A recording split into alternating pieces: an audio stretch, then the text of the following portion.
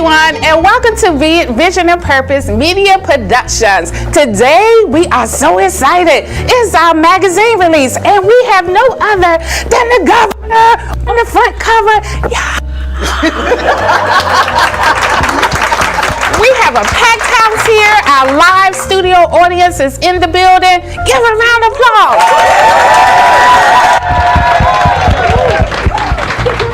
The governor's here. You know, okay, that's my happy dance. I'm gonna be cool for the rest of the show. Not okay. So as we do it, this is the V&P team, and we're gonna just go around. We just on short notice here, so everything gonna be fast and quick, but we're gonna give it to you today. So we are gonna go around, and you're gonna introduce yourself and say what part of the magazine are you in. Yes. All right. Of course, I'm looking at you. Always starting with you, Kiana. So yes. Awesome. Good afternoon, everyone. My name is Kiana F. Brown, and I write for the Health and Wellness column. Yes. Hello, everyone. I'm Martina Turner, and I write for All Things Fashion. All the way from Richmond, Virginia. Yes. Yes, other part of All Things Fashion, Tony Turner, Richmond, Virginia. Yes. I love it. I love it. I love it. Because community is what? Everywhere. And I'm Karen Clay. I do the magazine covers and the ads.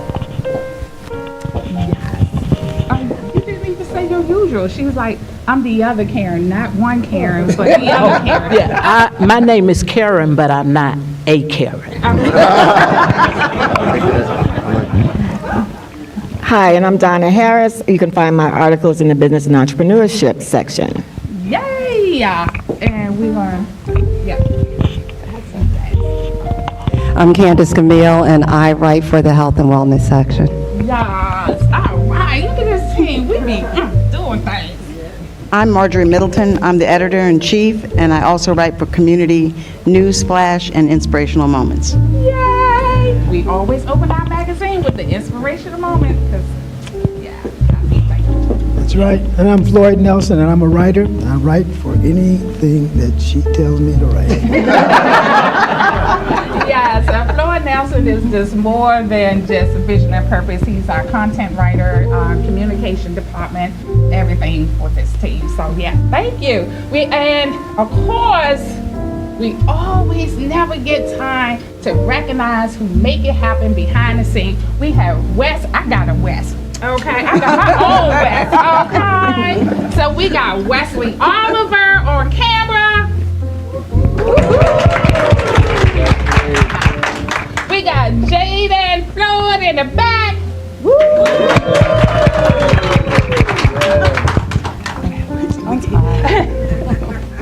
We got Zanny in the building. That's my bishop of technology. I'm glad you're here because my computer running slow, okay? Yes. So guys, this is our magazine release. We have the front cover. This is a manhood edition. Let's just give some back history of the manhood edition. It started last year. So the men on the magazine, they was like, why do women always get their own magazine? Because in March is Women's History Month, so we dedicate the whole magazine to Women's History Month. All women. So last year, they ganged up on us, which a good game, and they said they wanted to start a manhood edition, which is May and June, because May is Military Appreciation Month. It's also Men Health Month in June, and then it's Brotherhood Month in May. So we was like, okay, this is great. So guys, we are on our 1-year anniversary. This is the second edition of the Manhood book. Yay! I am so excited. So I'm going to turn it over, because if you notice, one member did not get announced. I'm going to turn it over to Seth Washington, and he was the leading person to create the manhood book that we are doing. So for every year now, May and June will always be dedicated to the men. Yes, thank you. Thank you so much, Karen. Many years ago, a great man of Maryland, Frederick Douglass, had to leave the state, had to escape the state in order to fully embrace his manhood.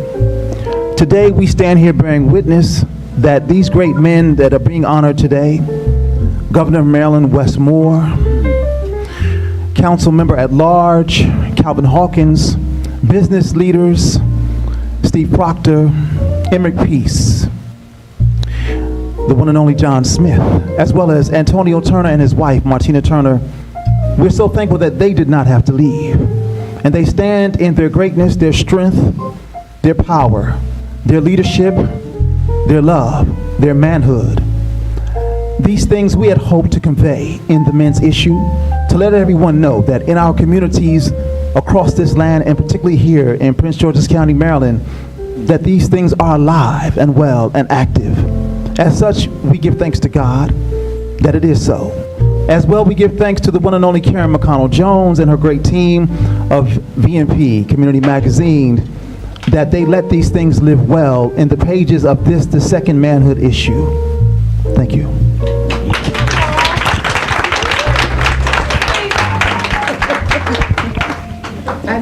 Y'all know I'm a big crybaby, so make sure I have my tissue ready. So Seth Washington is the voice of Class Act. That's the other company. So he's been with me for a very long time, and now he's definitely the voice of VMP Magazine. So guys, you can get your copy. It is time to take this first quick commercial break, and when we come back, we're going to be sitting down with the governor. So for all of you out there that's tuning in saying, oh, Karen, you left us out.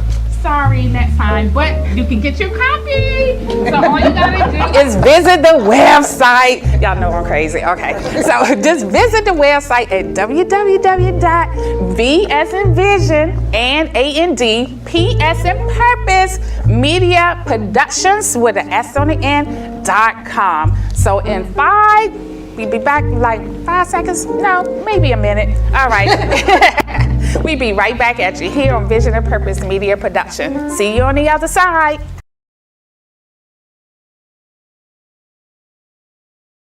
Of the front cover is Governor Westmore.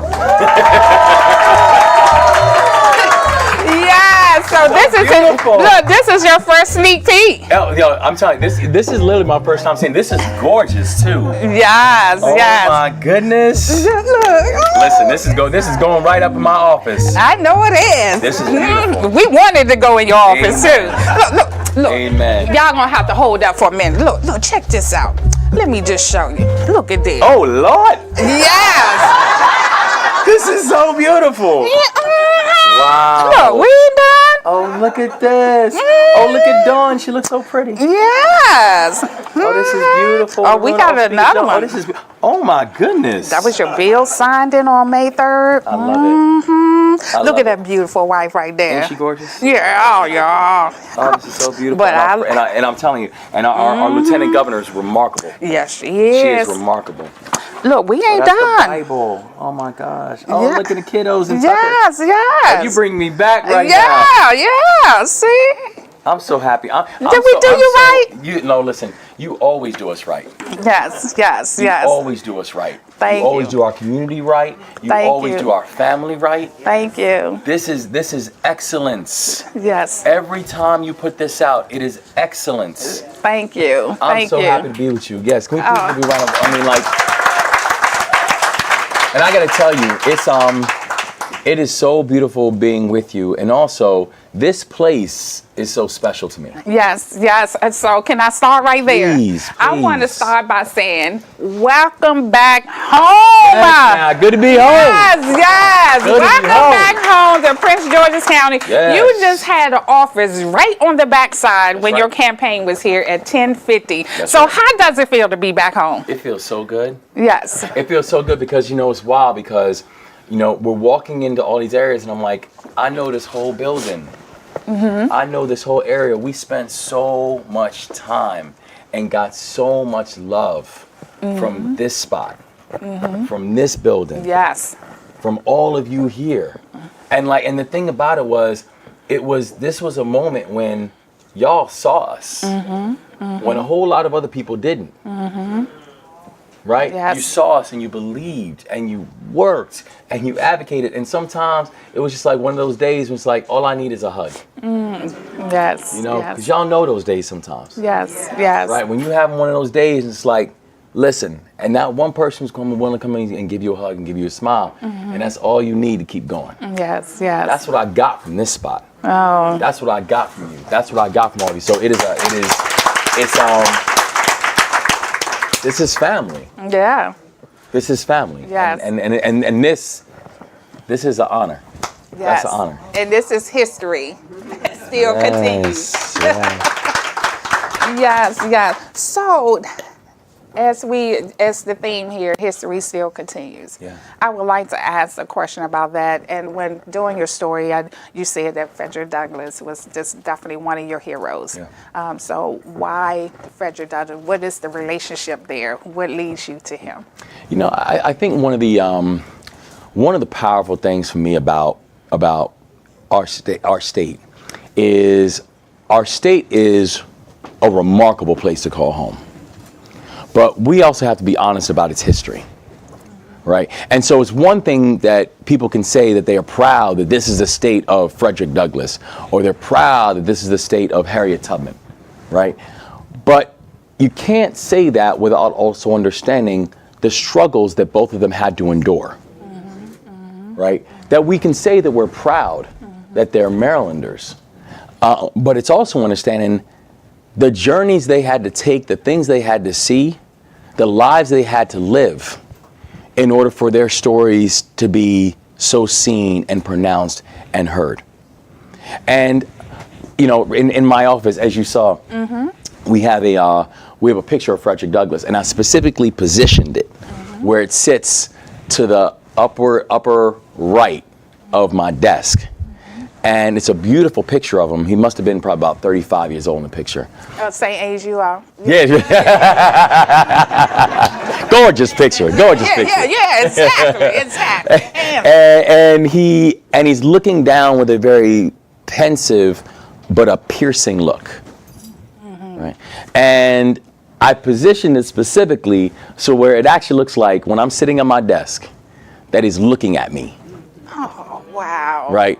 And so I know as I'm, you know, getting my briefings, doing my readings, making the decisions, figuring out what direction and how fast we're planning on moving the state. And, you know, spoiler alert, we moving fast. But I can always look just over my shoulder and I see Mr. Douglass looking down, almost like he's evaluating.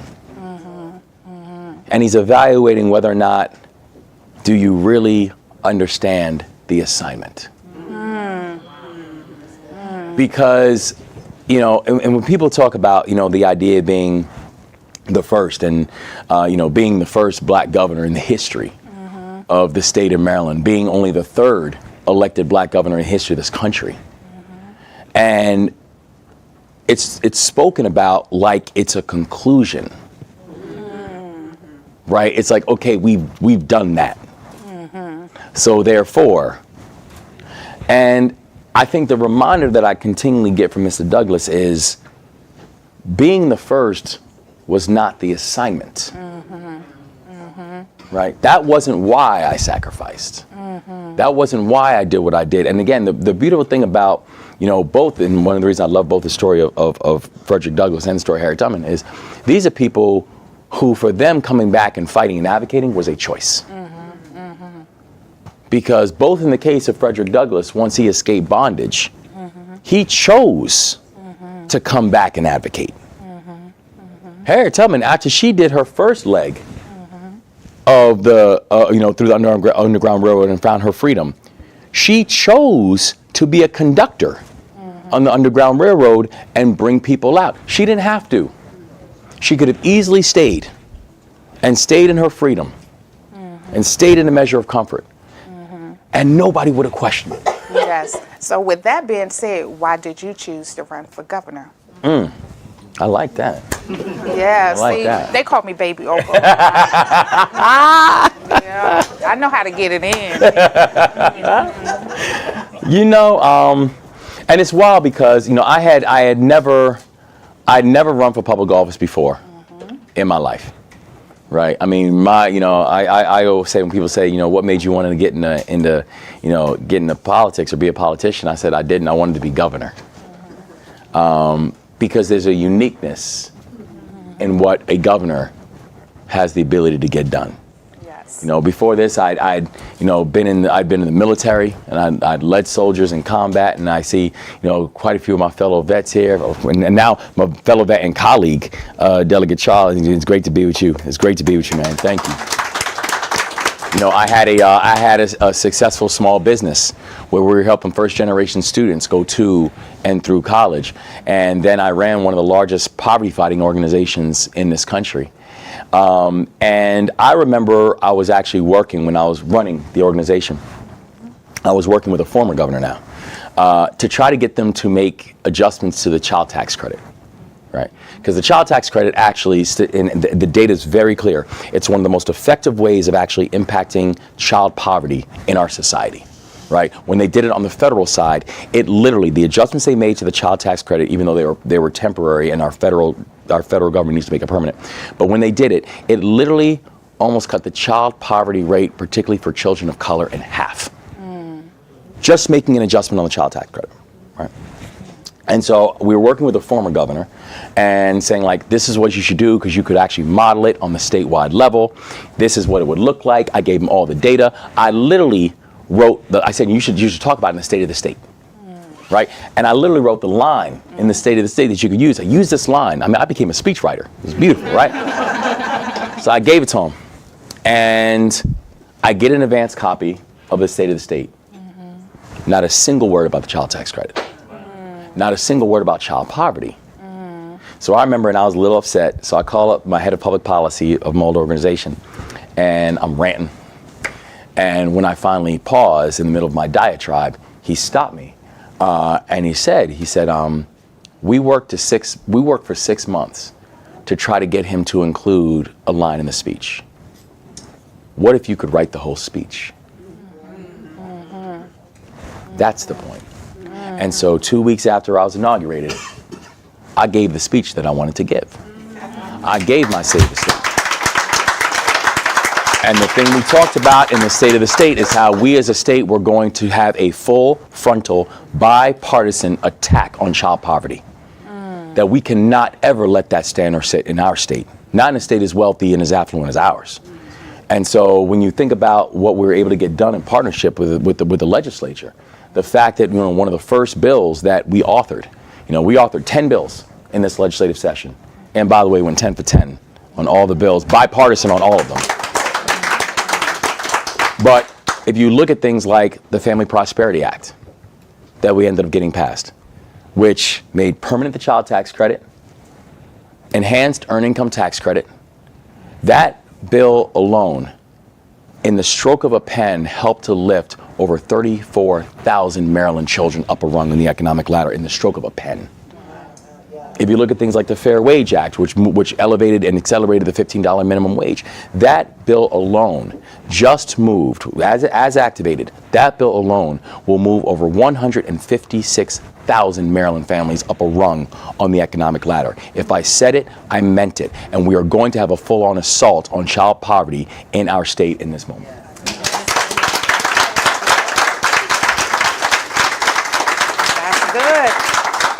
So with that being said, can we go back to your childhood? Is this why it's personal to you? Your humble beginnings, your mother making great sacrifice after your father passed. Yeah. And you're so candid and open and so vulnerable and transparent when you say about your humble beginnings of having them handcuffs. Why is that still a big part of what you want people to know about you?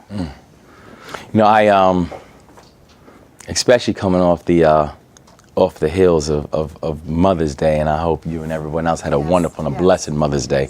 All of our moms out here who literally, in the words of Tupac, since we all came from a woman, got our name from a woman and our game from a woman. Hey, you better say it. Yeah. See, we got our governor real relaxed, right? Tupac. He's somewhere like, yeah. I say some people quote Shakespeare. I quote Pac. I quote Pac. I think about it because my mother is not just like my motivation for being a public servant, because when I think about why I wanted to be a public servant in the first place, I knew it was because I'm doing this because I'm fighting for people like my mom. You know, I'm fighting for a woman who was an immigrant to this country. You know, ended up in her first marriage and getting into a relationship and having a wonderful daughter and my sister, and that person and that marriage dissolves because of addiction and abuse. And my mother eventually one night picked up and took my oldest sister and said, "I'm not dealing with this anymore." And she said, "The only way I'm going to survive is if I do this on my own. I can no longer be with him." And then eventually she starts a job and meets a man who was her boss at the time. And this is, I guess, before, things changed. And her boss asked her out on a date. And her boss is my daddy. And this is a person, they eventually fall in love, they get married, have myself and my baby sister. And when I was 3 years old, almost 4 years old, my father and the love of her life, he died in front of me. And he died because he didn't get the health care that he needed. He died because when he went to the hospital, there was assumptions about whether or not he had insurance. He died because when my mother got to the hospital to check on him, they asked her questions like, is he prone to exaggeration? And he was asked to leave the hospital with the instructions to get some rest. And then he came home and he died in front of me hours later. And the struggle of my mom and my family was real, where, my mother didn't get her first job that gave her benefits until I was 14 years old. My mother didn't get her first job that gave her the ability to work one job instead of multiple jobs. And by the way, this is a woman who went on to earn a master's degree.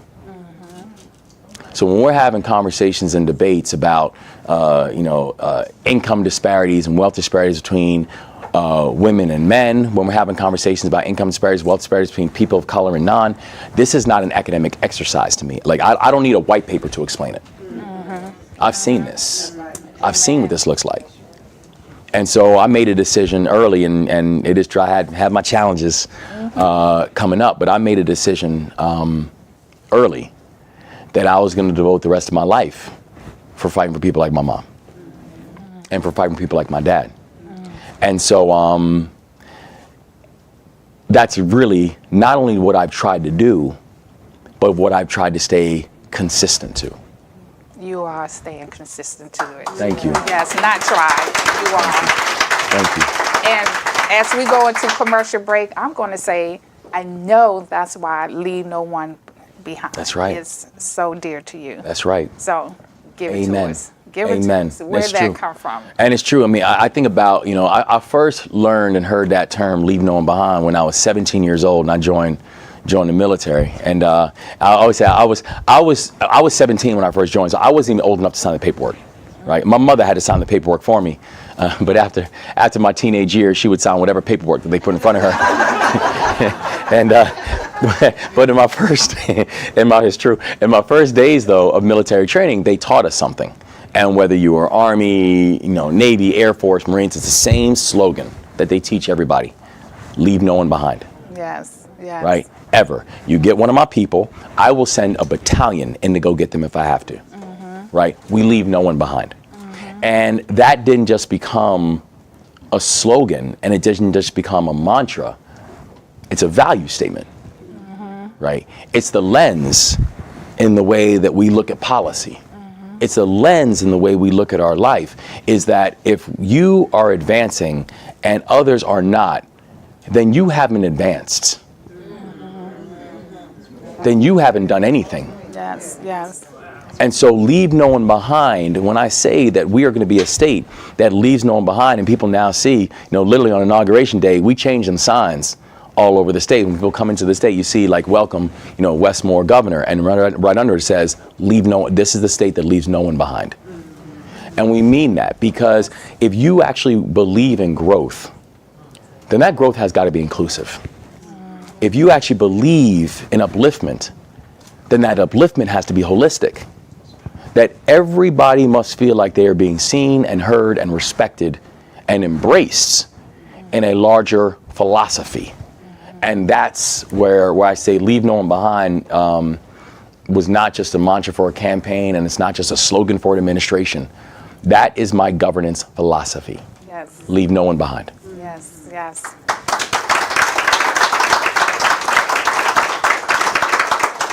And I just have a comment as we go to commercial break to further let you know that the governor is so honorable about leaving no one behind. I was at the bill signing on May the 3rd, and I was just so honored to be there.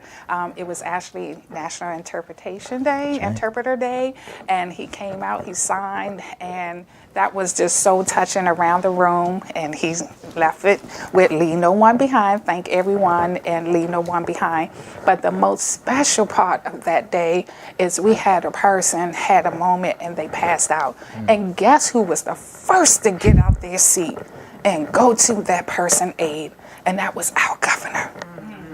And that was such an honorable thing to see. He even went and got his glass of water, gave the person a water, just constantly comfort them, rubbed them on the back until the ambulance got there.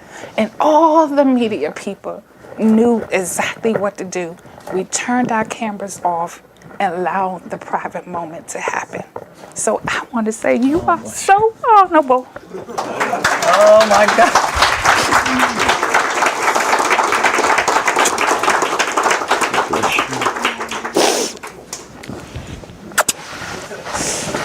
We'll take a commercial break, and when we come back, I'm gonna stop crying.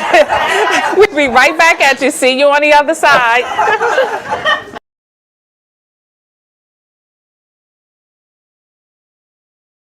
Hello, everyone, and welcome back to Vision and Purpose Community Magazine. And we are here. It's our manhood edition. We got the governor on the front cover. You got the governor. Yes, our governor of the state of Maryland, Westmore, and he is joined by an awesome group of men. We have Steve Proctor. Yes.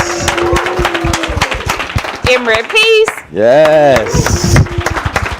County Council at Large. Calvin Yes. Hawkins, the People's Champ. And John Smith. Yes. So guys, this is our manhood issue, and I'm gonna get to Steve Proctor first, because you know what? He never stopped working. He actually needs to just jump in the back on the Zoom. So we're gonna give you a quick question. We wanted to surprise you and not tell you who all was in the magazine with you. This is beautiful. No, that's my man right there. Yes, This is beautiful. and I would have to say, Brittany was like, okay, Karen, we're gonna see how long we can keep it a surprise, because he needs to know everything. So I am just so thrilled to say that they are in this magazine with you. Let me get to it. I gotta get to it. Let me get to it. I'm so nervous I can't even get to it.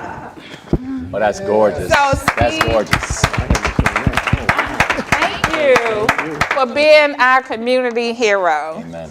Yes, yes, yes, yes. Amen. And I would say that Steve is a lobbyist group, and his company sponsor an ad every time. It may not be for all the community, but it's not about the business being able to promote, self-promote. It's about his business supporting this magazine for the stories can get told to our community. So I want to thank you for always, always supporting Vision and Purpose Community Magazine.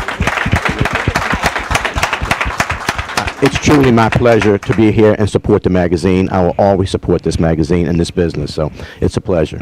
Yeah, so, this you're different. What you want to say to the government? What you want to say? Did you see this front cover? Look at it. Is he smooth or what? You know. I don't know, though. I saw the shots down at Kentucky Derby, too, though. So he wants smooth brother like you are. No, he's way smoother. But I do want to say, Thank you for all that you did this session. Great year. I see our chairman, Nick Charles, and the folks at MedStar. You really do make a difference in everybody in the community, and it is much, much appreciated. And I want you to know we don't take it lightly, and we don't take it for granted. You make a difference every day. People that you may not even meet, you make a difference in their lives, and that inspires me, so thank you. Yes. Oh, bless you. Yes, yes. No, and oh, sorry. No, yeah. They got me mobile. fancy. Yeah. Y'all got hold mic. Y'all got hold mic. We fancy. Okay. Yeah. No, but you know, and the thing, and let me say about Steve, and actually, I'll say in just the whole family, there is never a question about who y'all are repping, and that's the people. And there's something, and I got to tell you, there's something so beautiful about that. There's something so holistic, something so pure, something so cherished and honorable about that. Is that every single time in every conversation, not only do I learn by this brother's brilliance, but I always find myself uplifted. I always find myself inspired by everything you continue to bring to our community. So I'm so grateful to have you as a partner, and I'm grateful to have you as a friend. So this is a beautiful surprise, man. It really is. Thank you. Thank you. It's a pleasure's all ours, and you know, want you to know we will always support you, and the difference you're making, we're here to support anything that you need our help with. We're here for you. Thank you so much, and I mean that sincerely. Thank you. Yes, Thank you, yes. Fallon. Thank you. All right. You good? You good? Okay. All right. So now, Emrick, peace. I call him Big Brother. All right, Big Brother in the house.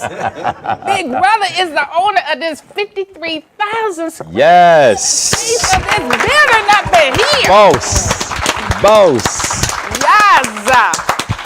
Yes. That's big boss right there. It is. So, Emrick, how did it feel to know that you had a potential governor in this building, leasing space for you for their campaign office? I got to start there. Okay, since you're going to start there, Yeah. it wasn't about this space and renting this space. It was about the relationship. Yep. Before this space even came to being, before in my backyard, to be honest. That's right. Before, and the first time I met him, long when he was polling negative investment, Real. not voting. Like literally. I was polling at 1% when I first met this brother, and I laugh, and I laugh even though it's true. I'm not voting was polling higher than Westmore. These were dark days, man.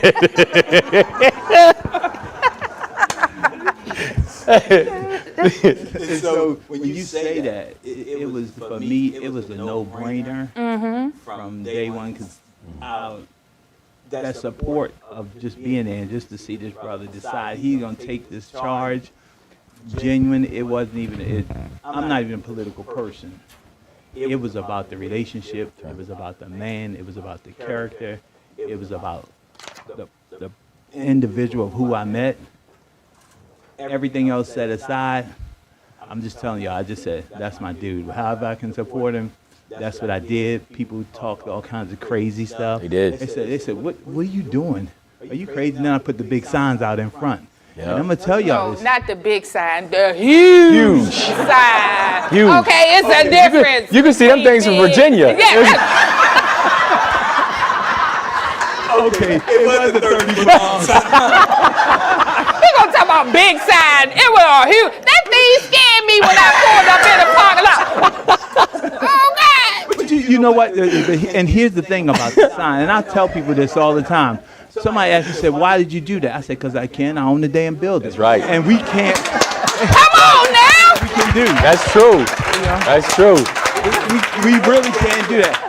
And so when you go to other folks' neighborhoods, they put their candidate in front of there. They put their signs up. And y'all know what I'm talking about, right? They put that. I said, hell, we own the building. We gonna put life-size pictures up. We gonna put his name 30 feet long with him standing up. I said, they gonna know every time they ride by here. Yeah, that dude again. And so they had that. So it wasn't even. It was about supporting the governor. Period. Yes. Period. And there's the relationship of the genuineness of the person, and it was flat out. Yes. Nothing else mattered to me. I'm telling you, I got some heat for that. I got some flack for that one right there. And it's like, what are you doing? Are you okay? And then they all came back like about 5-6 months later. You think I can get a meeting? Oh, no. You didn't want to talk to me then. Oh, man, can you get me a meeting with your man? Okay. I don't know. I got you. I know that feeling. So I would say this. I know Emmett Hart, and every chance I get a chance to say this, he is definitely showing favor here in Vision and Purpose. He is my mentor. He poured into me, our team. He believed in us, and he's given us real opportunity to be here. And I am honored to be a part of your team. Amen. Now we're gonna go we gotta go here to the champ, the people's champ. Yeah, the people's champ. So, County Council at Large, Calvin Hawkins, how do you do it all? I mean, you are everywhere. You need to be. You hear? Ever since he took office, he have not stopped moving. How is that? Speak in the mic. I would love to respond to your question, but there are aspirants seeking some of the higher office that I'm now seeking. I will tell you privately, but not publicly. But what I will say to you about it is, when you have a love for people and you have an opportunity like I had, a second chance kind of opportunity, I strive off the people. And I have to say this about the governor. Most, and Chair, you can agree with me, Chair Charles, and Sheriff, you can agree with me, and Michelle. We normally have elected aspirants for office come to us. I was so inspired by the governor, the candidate at that time, that I went all the way to Baltimore to see him. Miss Shirley's. But the same thing, he had a dynamic, powerful, phenomenal woman beside him in Dawn Moore that had already, from a military standpoint, she had already did the reconnaissance and knowing what was going on. And she relied on her. She relied on her relationship. I was so inspired by him, but at the time I was with, well, he was talking about running with Sharon Baker, and I shared with him, I said, Wes, because I could call him Wes then because he was a candidate. I said, Wes, let me come check you out. And what should have been maybe a half an hour meeting, we stayed there about 2.5 hours, took his books, read them, and I came back. You know, you ladies can understand this. My mind was with Sharon, but my heart was with Wes. but in this, no, you sound like a man.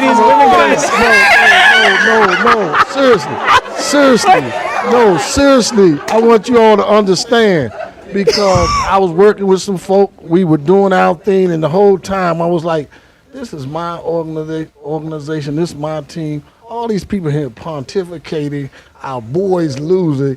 So I started, let's see how we can work to get Mr. Baker to come behind Mr. Moore and support him. And as a result, you're our governor.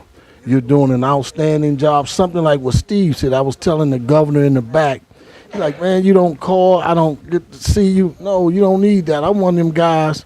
You're doing the right thing for the state of Maryland. You're inspiring people each and every day. As long as you keep doing what you're doing, making our state better each and every day, continue to lead and serve, and guys like me will continue to pray for you, and in the background, throwing our hand up. Keep going, Governor, because we love you, man, and thanks for you. Thanks for you, man. Seriously. Yeah. And you know, and if I can say something real quick. Real quick about the People's Champ. Like I said, no one is going to outwork this brother. No one's going to outwork him. And you know the thing, of the many things I love about him, he's a man of his word. And getting that from people, yeah. And my big brother here knows, like, listen, there's a whole lot of people, they'll tell you something and you got to double and triple check. Yes, yes. Right? Yes, when you yes. find people who, when they say it is done, it means it is done. Yes. And it is true. And it's true. You know, when at first I was like, listen, you know, I need your help in need support. He's like, can't give it to you. Yes. Can't give it to you because I'm with somebody else. But he said, but I will tell you this. The moment that anything changes, he said, because I'm a man of my word, I made a commitment, right? But the moment anything changes, you never have to worry a second. I got you, right?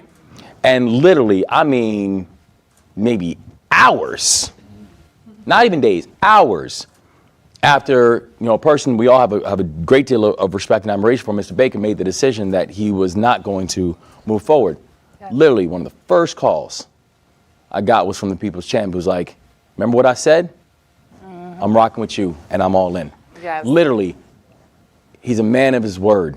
Yes, yes. And at a time and in a climate when that is a cherished gift, yes, when you can find people who mean what they say and say what they mean, knowing you have that is a powerful, powerful gift. And so I appreciate you for that. Yes. And Karen, before, just real quick, Karen, just 30 seconds. Hey, everyone, I want all of you to know, having spent 5 years and 9 months of my life in prison, it was a guy in the back, stand up, Eddie. He taught me about the importance of integrity and that meaning something. So thank you. Yes, yes.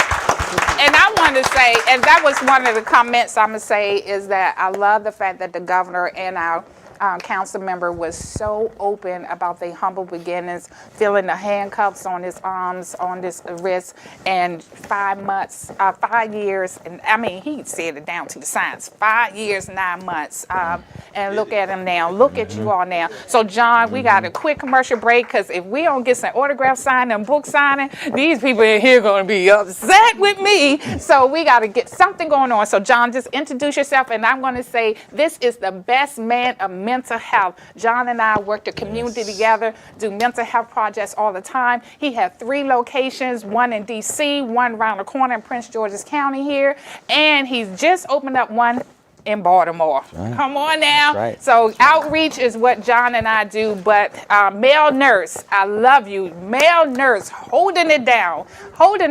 John, you got 1 minute. I put you on the spot. 1 minute. So I just want to thank you. Yeah, I know. And he even shared about his humble beginnings as well. 1 minute, John. So I just want to thank you, Karen, for this opportunity. Yes. Governor, thank you so much, and congratulations for your success. I don't know if you remember, Emily, when you called me, that, we have the new governor coming to my office, you had to come and support him. I don't know, remember that he called me. It's like, I don't do politics, but this is the next governor for the state. That's exactly what you mentioned. And it's true by the word, and here we are now, we got new governor who is African American, who is making a big difference. And congratulations, thank you so much. God bless you. One thing I learned from him is basically to see that we can achieve whatever I want to achieve in life. No matter where we're coming from, no matter our background, if we believe in what we believe in, and we know that we can actually make a difference, then it's possible. That's right. And for me personally, I'm not, as you can see, I'm from Liberia, West Africa. I got in here with no family, no friends, and I can make a big difference and make a big change in our life. Everyone here can make that big difference. We can make that change that we need, that our community need, that our people need. That's all we need to be that change, to be that champion. So we have to think big, think bigger than what we are now, think bigger than who we are now, so we can make that difference. So you make us proud. We're going to support you. We'll make sure that all the promises during the campaign, we support to make sure that we make that happen. So thank you so much. Congratulations. Yeah. All right. So guys, you know I love surprises. So I I had to call up my friend, Nick Charles. I said, Nick. He said, yes. I said, I need a favor. He said, what you need? I said, I need a surprise. What kind of surprise you need, Karen? I said, I need you to give a proclamation to all 5 of my men that is featured in the Manhood Edition. He's like, that's all you need? I said, yeah, that's all I need. He said, send it on, sis. I got you. And I said, now I owe you one, so I'm saying it on air. I owe him big time because I sent it to him in the 11th hour, and he is here today, so thank you. The floor is yours. You got 1 minute. 1 minute for these 5 men right here. Yeah. 5 amazing men. I'll start with the governor, and I'll talk about the amazing partnership that the legislature has had. I'm the chairman of the Prince George's House delegation and the vice chair for the Democratic caucus, and collectively we have done so much work for the state of Maryland and for Prince George's County, and a lot of that wouldn't be done without Wes being there, as being the governor, being there, being a strong, staunch advocate for Prince George's County and for the people of the state of Maryland. My brother Emmerich Peace, I've known Emmerich for some time now, and Emmerich can tell you straight like it is. It's not about politics. No, that's right. But the one thing that I respect about this brother is the fact that he took something and took nothing and made something out of it. Buying this building, creating an opportunity for so many realtors in this community, so many people to be here, even with Karen being here with vision and purpose, allowing the governor to be here. That type of stuff stands out and creates the man that you are, and we appreciate you for everything that you've done. And for Calvin Hawkins, a lot of y'all don't know, but our families go back years. His daughter used to live a couple doors down from me. His son-in-law did all the work in my house. Calvin actually he hooked me up and got me my very first contract for my company when we brought MGM Grand right here. My company did the communication strategy for the entire county, and that was all done because of Calvin. We were able to employ a bunch of kids out of the Forestville community because of Calvin Hawkins. He's been a mentor and a good friend and a fraternity brother to me for years, and I love you, brother, and I continue to support you and all your efforts. And Brother John Smith, I'm just hearing about you, but the mental health capacity that you are doing, the things that you are doing for our community, making sure people have access to mental health, it was such a stigma for years. Yes, but we know that we have to touch people where they're needed, and that's in their minds and in their hearts. And the things that you're doing, we truly appreciate you. And I just want to honor all of you men, all of you all for Steve Proctor in the back. He's still here, yeah. And so Steve, another one in the back. Steve has been a phenomenal support. We actually have a bill signing with the governor today for second chances for folks to be able to get employment at MGM after they go through the problem-solving courts. So I'm happy the governor will be signing that in place. Yeah, and that's it. Yep. Guys, this has been great, and I want to start off by saying I know what I need to do first. This is for First Lady Dawn when you get home. And this is for you. Oh, this is so beautiful. And this is your housewarming gift. You open it with Dawn. You all open it together. This is the housewarming gift for the governor's house, okay? Thank you. All right. And we need to get you over there, too. That plans, yes. I'll get you over there. You heard it on air, too. Right. He better get me over there. John, that's for you, because green is for mental health. Yes. Okay. All right. Calvin Hawkins. Thank you, brother. Emery Peace. Okay. All right. Oh, he in the back. Steve. And you know I got you. But I got to call up this one person, and I know we overtime, but she made it happen, and I'm going to say it right here in front of the governor. I'm telling you, I'm in love. I found my new baby sister. Come on up here. You know who I'm going to call you up here. Yes. Brittany Marshall. Brittany Marshall. I love you so much. Thank you. Oh, we email, we text, we talk late. Stand up here, stand up here. Come sit right. Oh my. Come here, baby sister. I tell you, she let me text her guys 1 o'clock in the morning, call her 2 o'clock in the morning. She just got an email like 4 o'clock this morning, and it went well. You are the best. I mean, her just mannerism. She's amazing. She was just on point. She assured me, Karen. I was like, okay, because I'm telling you, I'm persistent. Right? Yeah. Very. Okay. And she was like, Karen. I could feel her holding my hand. Karen. So thank you. Thank you for everything. Of course. I'm glad. Thank you for everything. And just for context, so everybody knows, one of the things that I am so grateful for has been this team that we've assembled, and we've been very clear that we said we are going to build an administration that looks like the state of Maryland. Yes, yes. That everybody in the state can look up and say, I see myself and I see excellence, yes. Right? And that's what Brittany Marshall is. So for those who do not know, you are right now looking at our press secretary, Brittany Marshall. So. And when I say it is beautiful to see what excellence looks like, everything you just said is exactly right. Hard-charging, diligent, kind, thoughtful, and visionary. And so I'm grateful for you. And so this is a beautiful, beautiful surprise. And thank you for bringing her up. Yes. All right, guys, we're going to end and conclude here. Our studio audience, you've been the best. So we get 10 minutes autograph signing of the magazine and picture taken with the governor and the rest of our manhood edition. Yes, so until our viewers, until next time, you know what we say, continue to see the vision while living the purpose, and God bless.